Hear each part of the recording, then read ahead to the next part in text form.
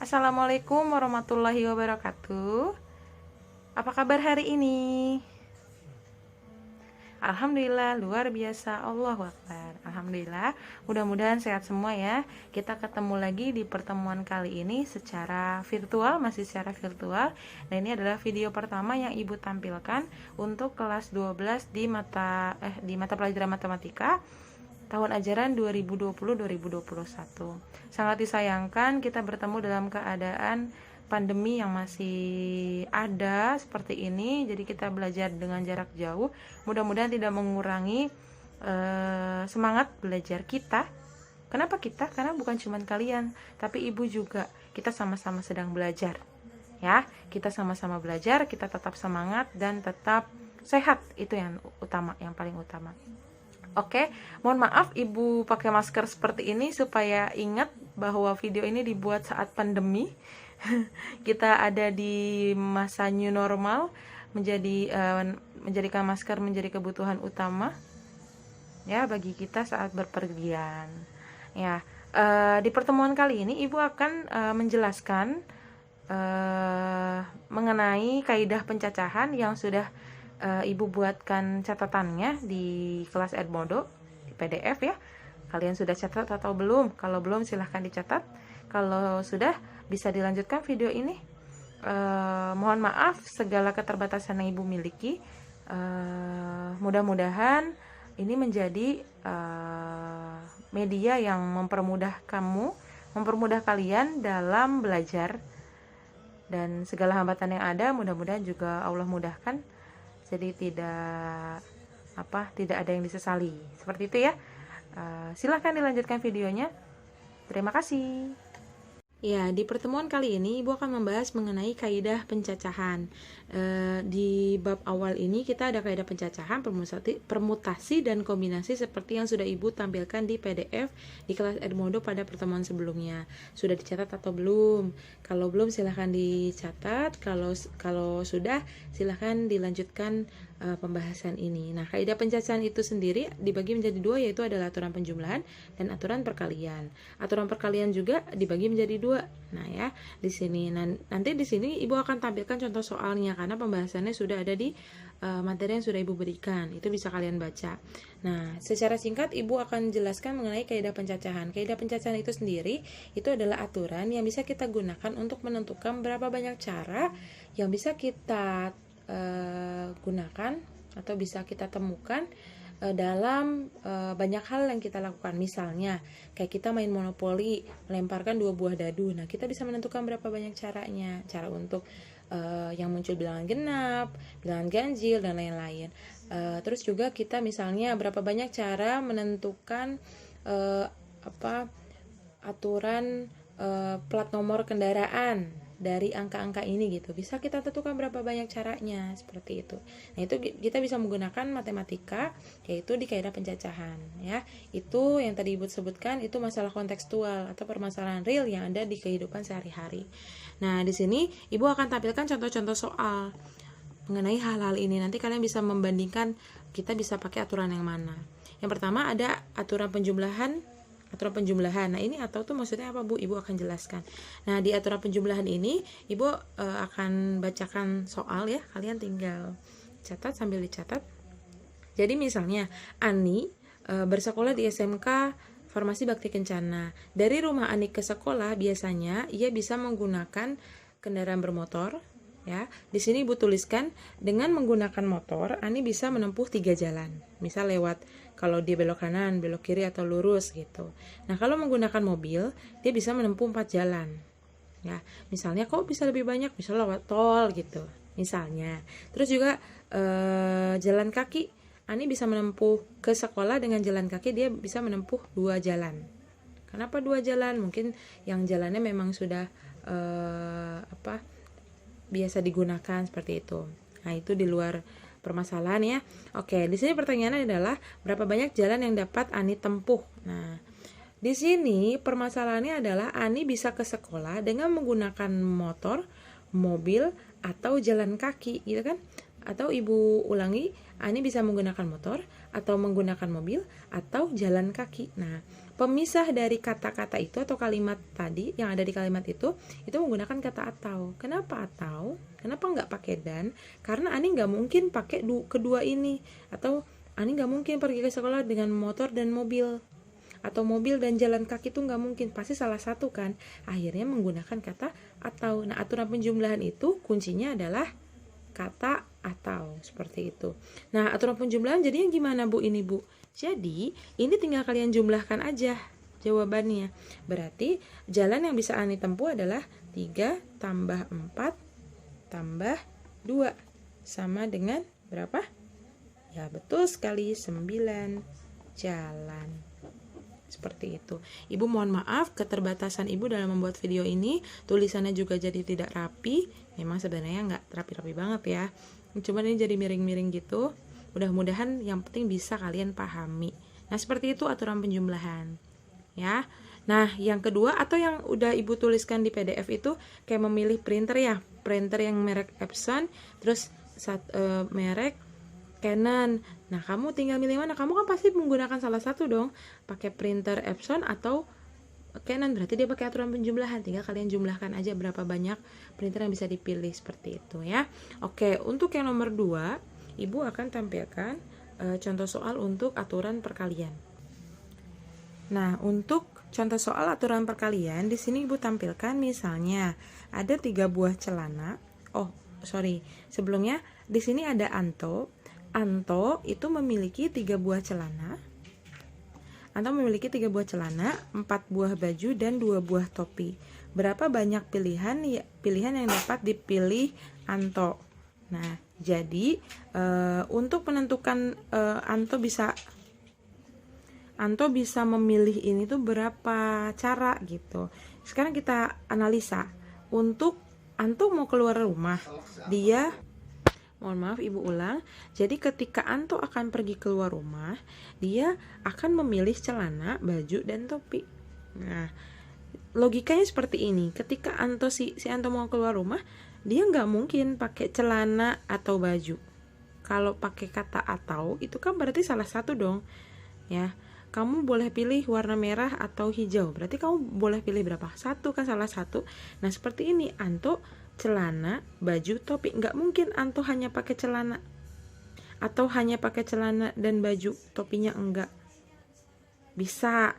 Nah tapi di sini bisa aja ya dia pakai celana dan baju tapi nggak pakai topi, ya kan? Nah, tapi logikanya kalau dia pakai baju dan topi tapi nggak pakai celana, atau dia pakai topi dan celana tapi nggak pakai baju, nggak mungkin. Jadi permasalahannya kan ini ada di satu permasalahan. Maka ketika dia pakai celana dan baju aja itu nggak bisa juga karena ada topi yang harus dipakai juga, seperti itu. Berarti kalimatnya akan menjadi Anto memakai celana, baju dan topi. Atau Ibu ulang, Anto memakai celana dan memakai baju dan memakai topi, artinya ketiganya. Nah, pemisah dari kalimat itu adalah kata dan. Nah, dari aturan perkalian, kata dan itu adalah ciri dari permasalahannya. Nah, jadi untuk tadi aturan penjumlahan, kata atau itu identik dengan dijumlahkan. Kalau kata dan ini identik dengan dikalikan. Nah, aturan perkalian ini akan dikalikan. Jadi gimana Bu? Berapa banyak pilihan yang dapat dipilih Anto? Akhirnya menjadi penyelesaiannya 3 dikali 4 dikali 2. Jawabannya adalah 3 kali 4 berapa? Iya betul, dikali 2? Iya betul. Ayo, siapa yang masih salah itu? Masih sederhana. Nah, jadi hasilnya adalah 24 cara atau 24 pilihan. Jadi dari 24 ini dia bisa pakai baju 1, celana 1, topi 1, bisa baju 1, celana 1, topi 2. Maksudnya baju yang pertama, celana yang pertama, topi yang pertama, baju yang pertama, celana yang kedua, yang pertama, topi yang kedua gitu. Dan banyak lagi ke 24. Cuman di pertanyaan ini dia hanya minta berapa banyak cara yang dapat dipilih Anto. Seperti itu. Ada yang ditanyakan? Belum bisa nanya di sini, nanti aja di kelas Edmodo ya. Boleh di komentar kok nanyanya. Atau di komentar video ini di YouTube. Itu lebih bagus untuk kehadiran kamu, keaktifan kamu. Nah, dari aturan perkalian, di sini ada yang pertama, aturan pengisian tempat yang berbeda. Nah, ini contoh soalnya seperti ini. Dari angka 1 sampai 9, jadi 1, 2, 3 sampai 9, akan disusun 3 angka. Oh, sorry, ini Ibu akan dihapus saja. Akan disusun bilangan. Gitu aja. Bilangan itu bedanya apa sih Bu, angka sama bilangan? Kalau angka tuh angka 0, 1 sampai 9. Tapi kalau bilangan dia udah jadi puluhan, ratusan, dan seterusnya, itu namanya bilangan, ya. Itu bedanya. Nah, di sini pertanyaannya berapa banyak cara menyusun? Yang pertama yang A, 3 angka berbeda atau tidak boleh berulang, ya. Di sini Ibu tulis semuanya berbeda.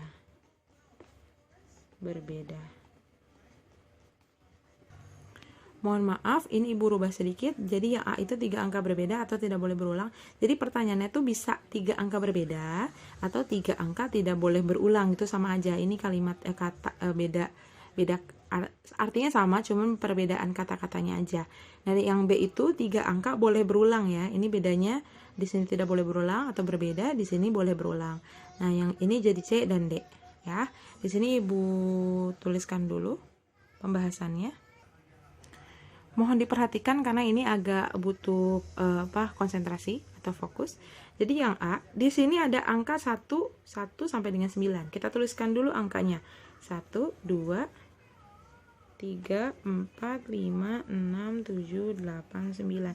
Nah, ini tergantung soal. Ada yang cuma angka 1 sampai 5 gitu. Ada yang 0 sampai 4 gitu, 0, 1, 2, 3, 4, tergantung. Ini tergantung soalnya. Dan ini juga pertanyaannya tergantung soalnya. Jadi yang A, 3 angka berbeda. Maka Ibu tuliskan 3 garis. Ada juga pembahasan menggunakan kotak.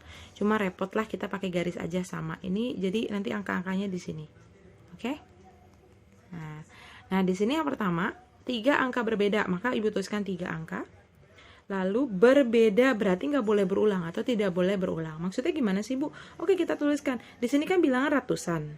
Ratusan, karena ada 3 angka berarti ratusan, puluhan, satuan. Ya, ini tulis deh untuk yang pertama ratusan, puluhan, satuan. Nanti boleh kalian tulis lengkap ya. Ini Ibu agak sulit. Ratusan, puluhan, satuan. Nah, untuk ratusan angkanya boleh berapa aja dong? 1, 2, 3, 4, ada berapa angka nih? 1 sampai 9 itu ada 9 angka. Berarti di sini ada kemungkinan 9 angka. Ingat, bukan angka 9, tapi 9 angka. Boleh angka 1, 2, 3, 4, 5, 6, 7, 8, 9 gitu. Ya, boleh berapapun. Nah, di angka kedua di puluhan, misalnya di sini udah dipakai angka 1 misalnya. Angka 2 lah udah dipakai.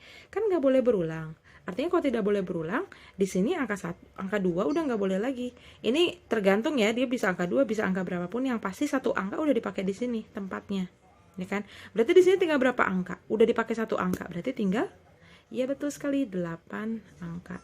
Nanti mah ini angka nggak usah ditulis. Ini cuma untuk nomor yang A aja. Ada 8 angka. Lalu udah dipakai, tadi kan ada 8, udah dipakai 1 lagi di sini. Berarti tinggal, oh ini berarti 1, 3, 4, 5, 6, 7, 8, 9. Karena 2-nya udah dicoret, udah dipakai kan. Di sini misal dipakai angka berapa? Misal Ibu pakai angka 6. Angka 1 angka lah yang penting. Berarti di sini tinggal 7 angka sisanya aja. Berarti di sini 1, 3, 4, 5, 7, 8, 9. Ini nggak penting juga nih tulisan angka yang nggak penting. Ibu cuma pengen angka-angka ini aja. Ya. Nah, ini hasilnya adalah dikalikan. Jadi aturan perkalian kan. 9 kali 8 kali 7 berapa? So, ayo 9 kali 8. Ya betul, dikali 7. Hasilnya berapa? Besok dihitung. Berapa hasilnya? Nah, oke, 504 cara. Sok dicek lagi sama atau enggak. Ya, itu caranya untuk yang A. Nah, untuk yang B sama aja pertanyaannya, cuman dia bedanya boleh berulang. Berarti sama aja dong 3 angka. Berarti ini sama ratusan, puluhan, satuan. Tapi kalau boleh berulang, di sini sama dong, ada 9 angka kan tadi. Berarti 9 angka. Karena boleh berulang, berarti walaupun di sini udah dari angka 1 sampai 9 udah dipakai 1 angka, berarti di sini boleh lagi, ya kan? Berarti masih ada 9 lagi. Berarti di sini berapa? 9 lagi. Kan boleh berulang. Berarti angka berapapun yang udah ada di sini, di ratusan, di puluhan boleh ada lagi. Itu bedanya dengan si yang tidak boleh berulang. Berarti tinggal dikalikan aja. 9 kali 9 kali 9 berapa? Berapa? 729 cara. Nah, seperti itu. Nah, ini pada dasarnya sama, cuman beda sedikit aja. Di sini ada 3 angka genap berbeda. Berarti 3 angka. Oke, nah dari 3 angka ini kita akan menentukan genap dan ganjil. Oke, untuk menentukan genap dan ganjil di sini. Nah, untuk menentukan bilangan genap atau ganjil itu kita bisa lihat dari mana? Angka belakang. Coba deh, misal angka 204, 207, 300. Ini genap ganjil, bilangan 300. Genap, 204. Genap, 207. Ganjil, kita lihat dari mana? Dari angka belakang. Nah, berarti kita tentukan dari angka belakang. Nah, karena dia mintanya genap nih untuk nomor yang C, maka kita tentukan di belakang itu terus angka genap semua. Angka berapa aja dari angka 1 sampai 9? Angka 2, 4, terus 6, 8, udah ya. Nah, ada berapa angka? Ada 4, tulis 4 angka. Ingat, 4 angka bukan angka 4 ya. Nah, di sini dari 3 tempat udah dipakai 1 tempat, yang lainnya bebas. Karena kalau misalnya genap ganjil dari belakang aja, berarti yang lain bebas. Ya, dari 9 angka yang ada udah dipakai 1 tempat. Bukan 4 tempat ya, tapi 1 tempat. Berarti dari 9 dikurang 1 tinggal 8. Udah dipakai 1 lagi tinggal 7. Nah, jadi mundur gitu. Tahu 8-nya di depan 7-nya di belakang nggak masalah. Ya, tinggal dikalikan. 7 kali 8 berapa? 56, betul. Dikali 4. 56 kali 4 berapa? Berapa? 216 cara. Oke, seperti itu. Nah, untuk yang D, ini dia minta 4 angka ganjil berbeda. 4 ya, berarti 1, 2, 3, 4. Sama ganjil, berarti dari angka belakang. Artinya sama seperti tadi genap. Kita dituliskan di sini angka yang ganjil. Berarti angka berapa aja? 1 ya. Lalu, betul. Lalu, ya. 8. No. Berapa? Iya, betul. Oke, ada berapa angka nih? 1, 2, 3, 4, 5. 5 angka. Ibu gimana kalau kebetulan di sini ada 4 angka, sedangkan dia mintanya ganjil, kan 4 bukan angka ganjil. Ingat, 4 itu iya, di sini itu bukan berapa angkanya, tapi berapa banyak angka. Oke? Ini 5 angka. Sama seperti tadi, semuanya ada 9 angka, 1 sampai 9, udah dipakai 1 angka. Berarti tinggal 8. Lalu di sini tinggal 7, udah dipakai 1 lagi tinggal 6, tinggal dikalikan.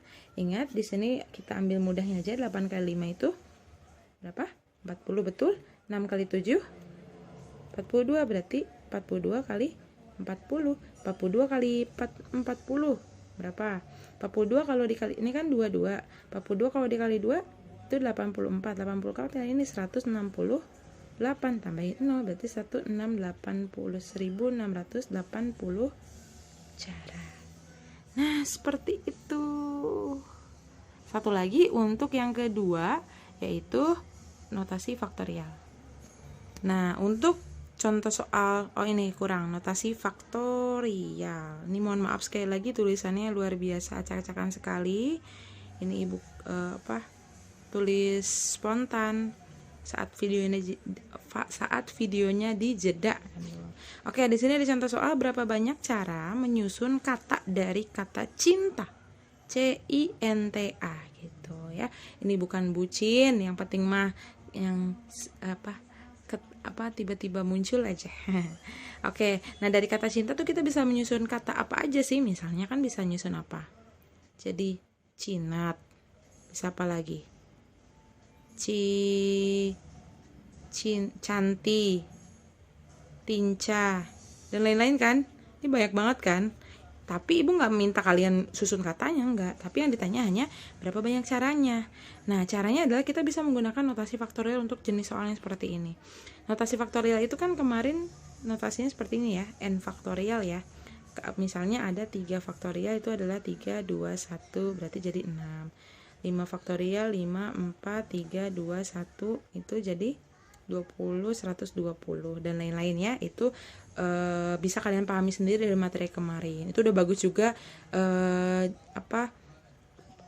tugas yang kalian laporkan ke ibu udah bagus. Itu udah banyak yang benar juga, tapi ada yang beberapa yang harus dipelajari lagi. Oke? Nah, di sini dari kata cinta kita bisa menyusun berapa kata. Kita hitung dulu ada berapa huruf dari kata cinta itu. Tulis ulang di sini deh.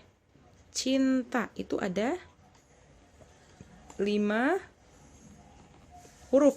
Nah, dari 5 huruf ini kita bisa nentuin berapa banyak caranya, yaitu dengan menuliskan 5 faktorial. Nah, atau kita urai 5, 4, atau kebetulan sama dengan yang atas ya. 3, 2, 1. Nah, setelah dikalikan berarti hasilnya adalah 120 cara. Nah, seperti itu. Jadi kalau kalian urai ini luar biasa banyak sekali, 120 cara. Seperti itu. Sok sampai sini ada yang tanyakan dulu? Nanti akan Ibu buatkan kuis atau latihan soal mengenai hal-hal ini, tapi akan diinformasikan kapan kuisnya. Oke? Jika ada yang tanyakan silahkan komentar di kolom komentar. Juga silahkan di subscribe channelnya. Terus Ibu mah beda sama orang-orang di belakang promonya. Tapi ini sebagai tanda kehadiran kalian ya. Silahkan di subscribe, terus di like videonya, lalu juga di komentar. Yang penting like dan komen karena itu menjadi kehadiran kalian. Di subscribe juga penting ya, karena nanti ada notifikasi untuk video-video berikutnya. Nah, silahkan kalian komentar di video ini, tuliskan nama lengkap dan komentar kalian mengenai video ini. Atau ada yang tanyakan boleh tanya di komentar di video ini. Oke, terima kasih. Mungkin itu aja yang bisa Ibu sampaikan. Mohon maaf jika banyak kesalahan dan banyak sekali kekurangan. Dengan keterbatasan segala keterbatasan yang Ibu miliki, Ibu akan lebih belajar lagi. Mudah-mudahan bisa lebih update lagi, lebih baik lagi ke depannya. Mudah-mudahan pandemi ini segera berakhir dan kita semua sehat selalu dan segera ketemu tatap muka di kelas. Terima kasih hari ini. Wassalamualaikum warahmatullahi wabarakatuh.